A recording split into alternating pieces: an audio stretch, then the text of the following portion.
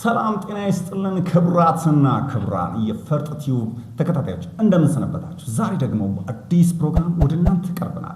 እንደተለመደው ቻናሉን ሰብስክራይብ፣ ላይክ፣ ሼር ያደርጋችሁ አብራችሁን ቆዩ እላለሁ። አሁን ወደ ፕሮግራሙ።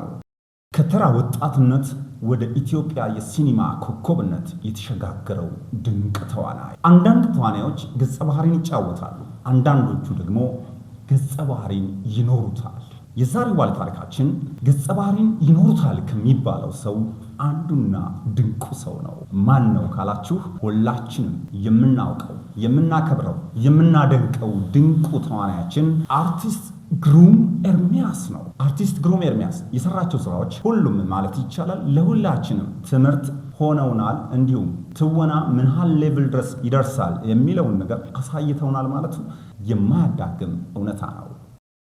እንደተለመደው ፕሮግራሙ ይመቻችኋልና ላይክ በማድረግ ፕሮግራማችን ይከታተሉ። እንግዲህ ከኢትዮጵያ የፊልም ኢንዱስትሪ ውስጥ ተጽዕኖ አሳደሩ ከምንላቸው ድንቅና ኮከብ ተዋናዮቻችን መካከል አንዱ ግሩም ኤርሚያስ ነው። ግሩም ኤርሚያስም ከሰራቸው ስራዎች ውስጥ በጥቂቱ ወደ እናንተ ላስቃኛችሁ። አርቲስት ግሩም ኤርሚያስ በሁለት አስርተ ዓመታት ውስጥ ፍቅርን፣ ቀልድ፣ ቁም ነገርን፣ ማህበራዊ ጉዳዮችን ወደኛ ይዞ በመምጣት አድናቆትን ያተረፈ ድንቅ አርቲስት ነው። ይህ አርቲስት ከሰራ ሄርሜላ በሚል ድንቅ ትወና በመጀመሪያ ስራው ሄርሜላ በሚል ድንቅ ትወና በመጀመሪያ ስራው ወደ ፊልም አፍቃሪው ህብረተሰብ ልብ ውስጥ የገባ ድንቅ ተዋናይ ነው። ከዚያም በመቀጠል 2007 ላይ ስሬት ወንጀል ነክ የሆነ ታሪክ ይዞ በመምጣት ሁላችንም አጃይብ አሰኝቷል። እኔ ራሴ የማደንቀውና ፌቨሬቴ የትወና ፓርቱ ነው ስሬት። መቼም የማይደገም ልለው እችላለሁ፣ ግን ከዛም በኋላ ቀስ በቀስ ነገሮችን እያሳደገ የመጣ ድንቅ ተዋናያችን ነው ግሩም ኤርሚያስ። ከዚያም በመቀጠል 2008 ላይ የሞሪያ ምድር የሚል ማህበረሰብ ነክ የሆነ ድንቅ ፊልም ይዞ በመምጣት አጃይብ አሰኝቷል። በድጋሚ እዚህ ፊልም ላይ እንደሚታወቀው ከአክቲንግ በተዘለለም ወደ ዳይሬክቲንጉ እጁን ያሳረፈበት ድንቅ ፊልም ይዞ በመምጣት ወደና ብቅ ብለዋል። 2010 ዓመት ደግሞ ለግሩም ኤርሚያስ ድንቅ ዓመት ነው ማለት ይቻላል። በዚህ ዓመት ብቻ አባዮስ ቬጋስ፣ ትስስር፣ ትዝታ የተሰኙ 3 ምርጥና ድንቅ ፊልሞችን ተመልካቾቹ ይዞ በመምጣት አጃይብ በማሰኘት ድጋሚ ይዞ ወደ እናንተ ብቅ ብለዋል። ከዚያም ከ2011 ዓ.ም እስከ 2016 ዓ.ም ደግሞ ዋው ብለው አፍ ያስከፈቱ የትወና ብቃቶችን ወደ እነሱ ይዞ በመምጣት አማላዩ ሁላችንም የምንጎመጀው ሁላችንም ወንድ ወጣት ሰዎች የመሆን የምንፈልገውን አማላይ ብዙ ሰዎች ተፈቃሪ መሆን የምንፈልገውን አይነት ካራክተሪዝም ይዞ መጥቶ የሁላችንም ልብ ነካክቶ አልፈዋል። ከዚያም በዛው ዓመት ይሉኝታ፣ ጽኑ ቃል፣ በጭስ ተደብቄ፣ ባጣ ቆይኝ፣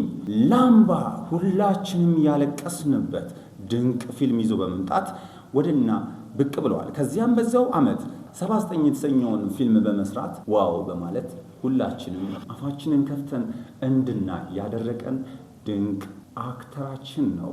እንዲሁም የኢትዮጵያ ሲኒማ ኮከባችን ነው ማለት የማይካድ እውነታ ነው። ከዚያም በመቀጠል 2019 ላይ ደግሞ በአንድ ዓመት ተፈጣሪንና ውሃና ወርቅ የተሰኙ የተለያየ ዘውግ ያላቸውን ፊልሞችን ወደኛ በማቅረብ ይህ ሰው በአንድ ዘውግ ብቻ የተገደበ ሰው እንዳልሆነ በፊትም እያሳየን ነበር። እንዲሁም ከዓመት ወደ ዓመት ከጊዜ ወደ ጊዜ ራሱን በራሱ ዴቨሎፕ እያደረገ የትወና ብቃቱን ላይ የተሰቀለበት ዓመት ነበር ማለት የማይካድ እውነታ ነው። ከትንሽ ጊዜያት አረፍት በኋላ 2023 ላይ የሱፍ አበባ የሚል ድንቅ ፊልም ይዞ መጥቶ እዚህ ፊልም ላይም ዳይሬክቲንግንም እንዲሁም ትወናን በሁለት አጣምሮ የሄደበት ድንቅ ትወና ነው።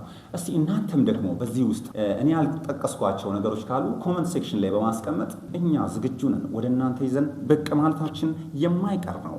መረሳት የማይኖርበት አንድ ድንቅ ፊልም አለ። ማን ነው ካላችሁ ሁላችንም አሁንም በየሲኒማ ቤቱ እየታየና ዋው እየተባለ አገሩን ቱር እያደረገ ያለ። ከዚያም ደግሞ በዚህ ዓመት 2026 ላይ የተሰራው ዶሎቪያ የተሰኘው ሰርቫይቫል ታሪክ ይዘት ያለው ፊልም ደግሞ ይዞ በመምጣት እንዲህም አለ እንዴት ትወና እንድን ያደረገን ዶሎቪያ የሚል ፊልም ይዞ ወደኛ ብቅ ብሏል።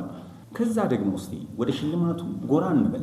ካገኛቸው ሽልማቶች ውስጥ ስንጠራ በቁጥር የሚቆጠሩ አይደሉም። በኢትዮጵያ የተዘጋጁ ማናቸውንም የፊልም ሽልማቶች እነ ትልልቆቹ እነ ጉማንም የኢትዮጵያ ፊልም ፌስቲቫልም ብንል ሁሉንም ላይ ማለት ይቻላል ግሩም ሰርቶ በቀረበባቸው ዓመታት ውስጥ ግሩም ኤርሚያስ ያልወሰደባቸው የሽልማት አይነቶች የሉ የሚባል አንድ ነገር አለ።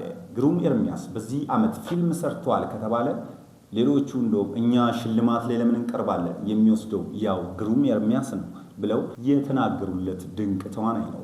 ግሩም ኤርሚያስ በሀገር ውስጥ ብቻ አልቀረም፣ እንዲሁም በአሜሪካ በተዘጋጀው ኤንፌክሲ አዋርድ ላይም በመቅረብ ያንን ሽልማት በመውሰድ ኢትዮጵያንም ሀገሩንም ከራሱ አልፎ ሀገሩንም አህጉሩንም ያስጠራ ድንቅ ተዋናይ መሆኑን ሁላችን የምንስማማበት ሀሳብ እንደሆነ ይገባኛል። እስቲ የእናንተንም ሀሳብ ኮመንት ሴክሽን ላይ አስቀምጡ።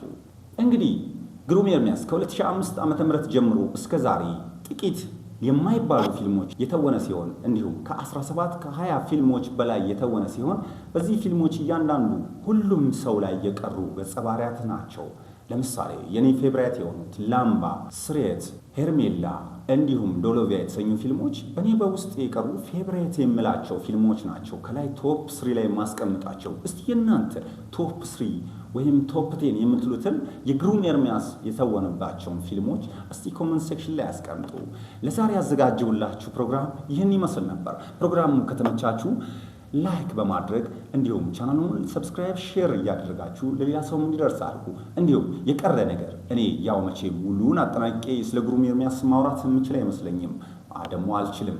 ለምን ብዙ ያልተነገረለት ተዋናያችንም ስለሆነ በብዙ ኢንተርቪው ላይ የማናየው ድብቅ ግን ብቃቱ ፊት ለፊት የሚወጣ ድንቅ አክተራችን ነው። እስቲ እናንተም ደግሞ ሀሳብ አስተያየታችሁን ኮመንት ሴክሽን ላይ አስቀምጡ። በቀጣይ በሌላ ሰው ፕሮፋይል እንመጣለን። እናንተም ሀሳብ አስተያየት የዚህን ሰው ፕሮፋይል አቅርቡልን የምትሉት ካለ እኛ ዝግጁ ነን። እስከዛው ፈጥጥ ዩመን ተከታተሉ። ሰላም